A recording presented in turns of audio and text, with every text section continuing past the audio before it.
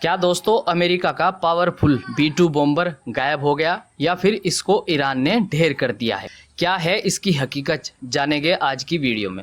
फिलहाल कुछ खबरों के बारे में भी बात करेंगे। दोस्तों खबरों में आगे बढ़ने से पहले चैनल सब्सक्राइब जरूर करें। खबरों की शुरुआत हेडलाइन से करते हैं। गाजा युद्ध को रोकने की तैयारी, ट्रंप और नेतन्याहू की बड़ी बैठक तय। 60 दिन की सीज फायर डील की उम्मीद, लेकिन भरोसा अभी भी कम। खबर यह भी है, इजराइल ने कतर भेजी टीम, लेकिन हमास की शर्तों को बताया नामंजूर। तुर्की और सीरिया के जंगलों में लगी आग, अब तक 3 लोगों की मौत की खबरें सामने। आज की इंटरनेशनल खबरों में B2 बॉम्बर के गायब होने के साथ साथ बड़ी खबरों के बारे में भी बात करेंगे। दोस्तों शुरुआत करते हैं अमेरिका के B2 बॉम्बर की।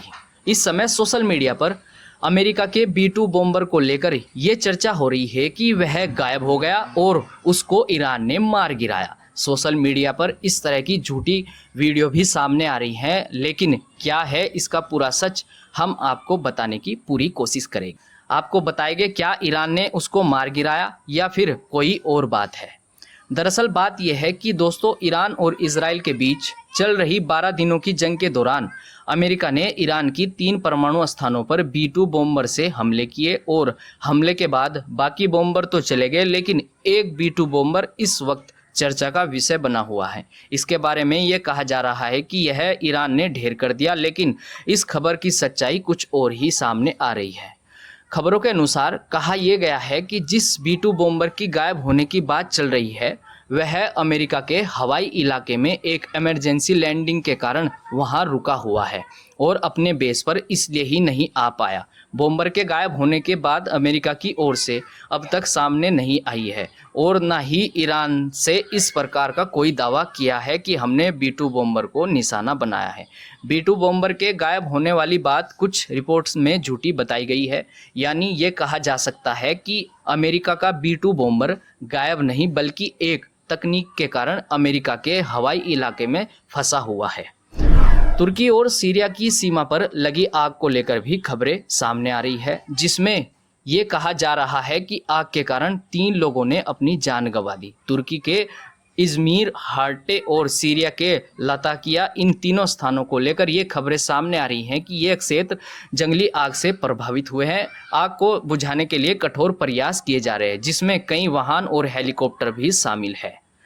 इस वक्त गाजा सीज फायर को लेकर चर्चाएं तेज हो रही है। पूरी दुनिया की नज़र गाजा संघर्ष विराम पर टिकी हुई है। मैं अपनी पिछली रिपोर्ट में भी बता चुका हूं कि अमेरिका गाजा सीज फायर को लेकर गंभीरता दिखा रहा है, लेकिन खबरें ऐसी भी सामने आ रही हैं कि गाजा में हवाई हमलों के बाद हमास सीज फायर के लिए राजी हो रहा है। लेकिन इस बीच अब नेतन्याहू व्हाइट हाउस जाने वाले हैं, जिसमें 7 जुलाई 2025 यानी कल सोमवार वाले दिन इस मुलाकात को लेकर कहा यह जा रहा है कि अमेरिका के राष्ट्रपति जो प्रस्ताव लेकर आए हैं उसको लेकर बात की जाएगी, जिसमें 60 दिन का युद्ध विराम और बंधकों की रिहाई जैसी बात शामिल है। लेकिन देखना यह है कल क्या फैसला आता है। खबर ऐसी भी सामने आ रही है कि ये मीटिंग तो होने जा रही है, लेकिन इस पर भरोसा नहीं किया जा सकता है कि गाजा को लेकर सीज फायर के लिए कुछ बात भी बनेगी। लगातार खबरें आ रही हैं कि गाजा में कई लोगों ने इजरायली हमलों में अपनी जान गंवा दी और इधर सीज फायर की बात चल रही है, इसलिए ये बात सामने आ रही है कि युद्ध विराम को लेकर उम्मीद नहीं। खबर दोस्तों ये भी है सामने आ रही है कि इजराइल ने अपने एक वार्ता टीम कतर भेजी है। इस टीम का मकसद हमास के कब्जे में मौजूद इजरायली बंधकों को रिहा करवाने के लिए बात हो। इजराइल तो टीम भेज रहा है कतर में ताकि हमास ने जो इजरायली बंधक बनाए हुए हैं उनको छोड़े। इस बात को लेकर हमास भी अपनी शर्तों को आगे रखकर कह रहा है कि जो फ़लस्तीनी कैद किए हुए हैं उनकी भी रिहाई करनी होगी और कुछ राजनीतिक मांगे शामिल है। इजराइल ने हमास के इन मांगों को अस्वीकार बताया है। हमास ने जो इजरायली लोगों को बंधक बनाया है उनके परिवार का कहना है कि सरकार को हमास के साथ ऐसे समझौतों पर बात करनी चाहिए जिसमें सभी बंधक वापस आ जाए और कोई भी बंधक पीछे ना रहे। ये लोग इजरायली सरकार से नाराज दिख रहे हैं क्योंकि सरकार उन्हें पूर्ण समझौता देने में कहीं ना कहीं देरी कर रही है।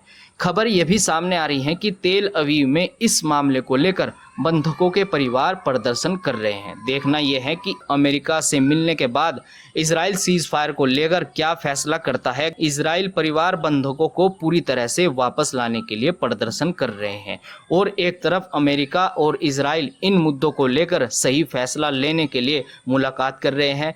देखना यह है आने वाले दिनों में इन सब बातों का क्या असर होगा। दोस्तों, आज की खबरों में इतना ही। नई खबरों के साथ हम फिर मिलेंगे।